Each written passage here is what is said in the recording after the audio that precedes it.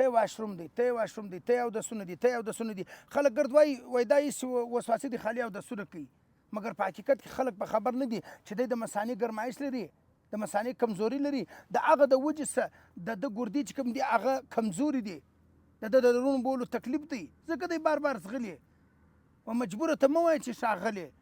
نسخه د ځانه سره نوټ کړه بیا به دا نه وایي چې ډاکټر مولانا ماته نسخه نه ده راښولې بهترینه لاسي دیسي هربل کورنۍ فارموله در ښایم انشاءالله استعمال یې کړه ټوله زندګي به ماته دعاوې کوې خو د دې څه د مخه په ډاکټر محب جامع هربل سنټر کې ستاسو دپاره ستاسو خادم ستاسو ورور ستاسو دوست ستاسو معالج ډاکټر حکیم مولانا محب الله منیب ستاسو دپاره بهترینه کورسونه فارمولې چې کومې دي هغه تیار کړي دي ترلاسه کولی سي استعمالولی سي فارموله د ځان سره نوټ کړه زه در ښایم که چیرې ته وایې د ډاکټر محب جامع هربل سنټر کورسونه چې کوم دي هغه زما سره لرې دي زه په بهر ملکو کې یم که ته د پاکستان په هر کونج کې که په بهر ملک کې د ډلیوري په ذریعه باندې تا ته میلاوېدلی سي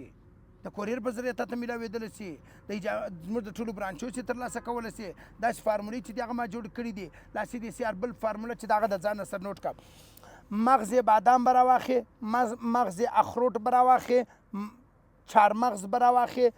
تور خود کاله چنه چې ورته وایي دا به راواخې ګوړه به راواخې خشخاش به راواخې خواږه ولنې به راواخې کاجو به راواخې دا 8 شان به راواخې